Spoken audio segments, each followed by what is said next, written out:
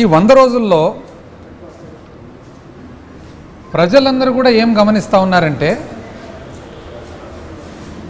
పరిపాలన అంటే 100 రోజుల పరిపాలన ఏ విధంగా ఉంది అంటే ఎక్కడే కానీ ఆ ఫీల్ గుడ్ అంటే ఉత్సాహంగా మొట్టమొదటి ఒక 100 రోజులు ప్రజలందరూ కూడా సంతోషంగా ఉత్సాహంగా ఉండే పరిస్థితి ఏమాత్రం కనపడడం లేదు. కానీ నిజం చెప్పాలంటే 3 నెలలు చాలా త్వరగా సమయము ఒక గవర్నమెంట్ పరిపాలన ఎట్లా చేస్తుంది ప్రభుత్వం అని చెప్పి ఒక జడ్జిమెంట్ చేసేదానికి. కానీ 3 నెలల సమయంలో ఏం సాధించినారని చూస్తే మాత్రము ఇంచుమించు ఎట్లయితే ప్రజలలో ఒక నెగటివ్ ఫీలింగ్ చాలా నిరుత్సాహంగా చాలా బాధాకరంతో స్తబ్దతతో ఎన్నికలు వచ్చిన సమయంలో 5 సంవత్సరాల తర్వాత లాస్ట్ 100 సంవత్సరాలు ఏదైతే యాంటీ ఇన్కంబెన్సీ మన రూలింగ్ పార్టీకి ఉంటుందో అటువంటి ఫీలింగ్ ఈరోజు కనపడతా ఉంది. ఇంతవరకు అసలు ఆశ్చర్యం 4 నెలలైనా కూడా బడ్జెట్ ప్రవేశపెట్టలేదు. అంటే ఏది జరిగినా కూడా గత ప్రభుత్వం. ఇప్పుడు ప్రజలందరూ కూడా చూస్తూ ఉన్నారు కదా, ప్రతి ఒక్కటి వర్షం పడినా గత ప్రభుత్వం, పడకున్నా గత ప్రభుత్వం, ఇంకోటైనా గత ప్రభుత్వం, ఇంకోటి బడ్జెట్ ప్రవేశపెట్టలేకపోవడం గత ప్రభుత్వం అనేది ప్రజలు ఎవరు ఒప్పరు. ఇప్పుడు ప్రభుత్వాలు మారేటప్పుడు 5 సంవత్సరాల తర్వాత ప్లస్సో మైనస్సో ఏదో ఒకటి పరిపాలన కొద్ది జరుగుతుంటుంది. కానీ ఈ విధంగా 4 నెలలైనా కూడా బడ్జెట్ కూడా ప్రవేశపెట్టలేని పరిస్థితి అనేది ఎక్కడుండదు. పైగా ప్రజలు లేకపోతే ఎంతో ఆశతో చూస్తూ ఉన్నారనమాట సూపర్ 6 ఎక్కడ అని. ఎక్కడ పోయినా కూడా ఏ రోజు ఫోన్ ఓపెన్ చేసిన వెంటనే నీకు 15, నీకు 15, నీకు 15, నీకు 18. ఇది వివిధ వ్యక్తులందరూ చెప్పినటువన్నీ కూడా మెసేజెస్. ఇంటింటికి తిరిగి ప్యాంప్లెట్లు పట్టుకొని సంతకాలు పెట్టి ఏదో పట్టభద్రులకు సర్టిఫికెట్గా తెచ్చినట్లు సర్టిఫికెట్లు కూడా అందజేసినారనమాట. వచ్చిన వెంటనే ఎంతమంది పిల్లలుంటే అంతమందికి సరి 15,000. మహిళలకేమో 19 ఏళ్ళు దాటుతానే 18 ఏళ్ళు దాటుతానే నెలకు 1,500 అంటే సంవత్సరానికి 18,000. రైతులకు 20,000. నిరుద్యోగులకు భృతి. 50 ఏళ్ళకే పెన్షను.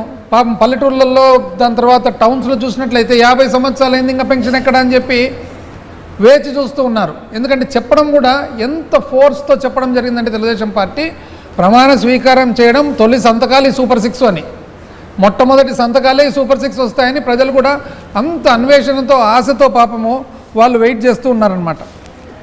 ఇక్కడ చూస్తేనేమో చాలా నెగటివ్ ఫీలింగ్తో ఏమి ఈ 3 నెలలు 100 సంవత్సరాలు దాటి 4 నెలలు ఏం గమనించామంటే మొట్టమొదటి నెల 2 నెలలు 3 నెలలు విపరీతంగా కొట్లాటలు, ఊర్లో కొట్లాటలు. నిజం చెప్పాలంటే పార్టీల పరంగా ఎవరికో సామాన్య మానవునికి ఒక పార్టీని ఆదరించినంత మాత్రాన అన్యాయం అయితే జరగలేదు 2019 నుంచి 24. ఎందుకంటే ఏ సంక్షేమ ప్రోగ్రాం కూడా పార్టీలకు అతీతంగా జరిగింది. పార్టీలకు సంబంధం లేకుండా, ఎటువంటి కులానికి మతానికి సంబంధం లేకుండా అర్హత ఉండే వాళ్ళందరికీ కూడా సంక్షేమ ప్రోగ్రాంలన్నీ అందినాయి. కాబట్టి ఒక వ్యక్తి ఎవరన్నా కానీ నేను ఈ పార్టీని ఆదరించినా కాబట్టి నాకు జరగలేదని చెప్పేదానికి వాస్తవానికి లేదు. కానీ ఇప్పుడు చూడండి ఎంత నెగటివ్ ఫీలింగ్ ఉందో. మరి ఈ నెగటివ్ ఫీలింగ్లో అడపా మేమేదో చాలా అభివృద్ధి చేసేవాళ్ళము, మాకు మాత్రమే అభివృద్ధి చేసేది, శాశ్వతమైన అభివృద్ధి చేసేది సాధ్యమవుతుంది అనేటట్లు పేపర్లు మళ్ళీ స్టార్ట్ అయింది. ఢిల్లీలో మళ్ళీ కీలకంగా చంద్రబాబు ఈనాడు. ఆర్థిక సుడిగుండం నుండి గట్టెక్కించండి ఈనాడు. గట్టెక్కించండి మళ్ళీ ఈనాడు. 3 కేంద్ర మంత్రులతో చంద్రబాబు భేటీ.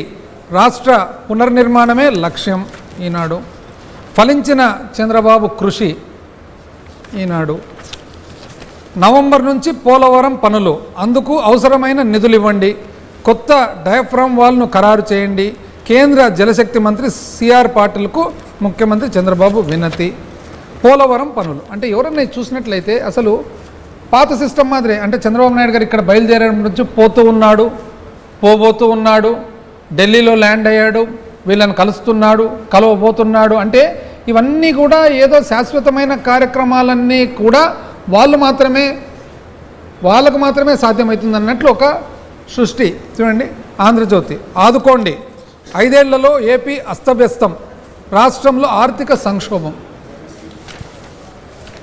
త్వరగా ఇవ్వండి పోలవరానికి 12,500 కోట్లు. అంటే 12,500 కోట్లు త్వరగా ఇవ్వండి అని ఎప్పుడు రాసినారు?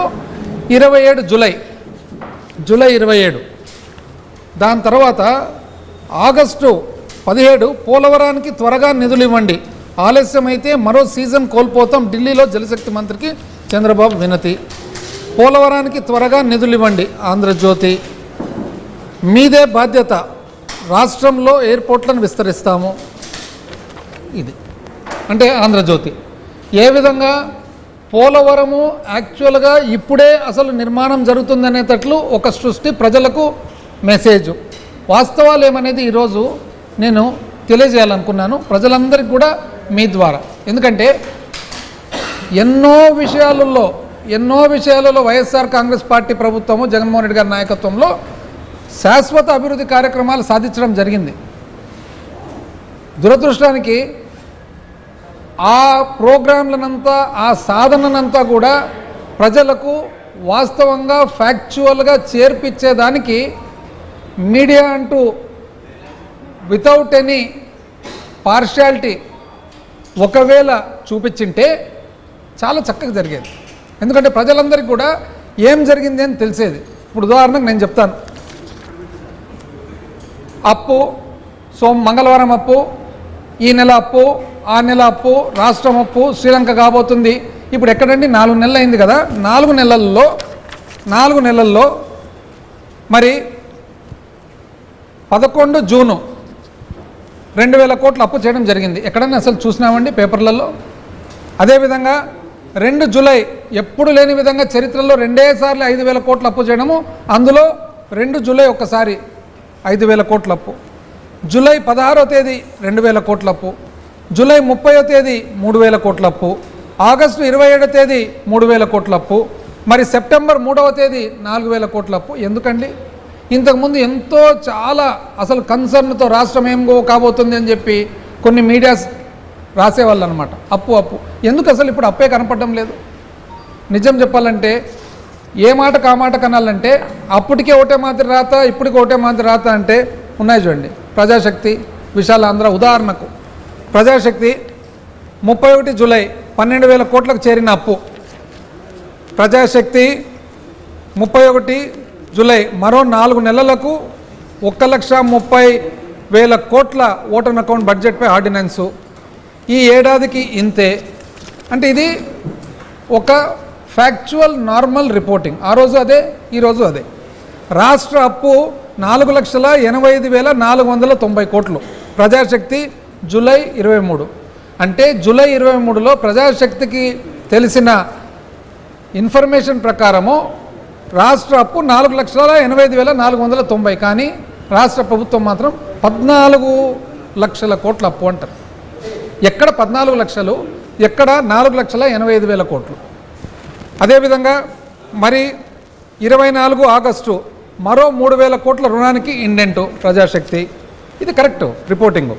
తొలి త్రైమాసికంలో 30,000 కోట్ల లోటు ప్రజాశక్తి.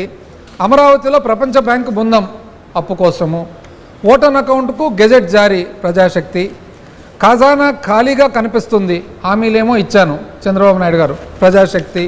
అదేవిధంగా టోల్ బాధుడు, ఇక రాష్ట్ర రహదారులపైన టోల్ బాధుడు ఎప్పుడు 7 ఆగస్టు 2024 ప్రజాశక్తి. మరి అదేవిధంగా 10 సెప్టెంబర్ 2024 4 నెలల్లో 43,000 కోట్ల అప్పు ప్రజాశక్తి. మళ్ళా ఇతర పేపర్లు కూడా ఇంతకుముందు ఎంత కన్సర్న్తో, ఎంతో రాష్ట్రం మీద ఉన్న ప్రేమతో రాసిన వాళ్ళు ఈ విధంగా రాయొచ్చు కదండి ఫ్యాక్చువల్ పొజిషన్. ఈరోజు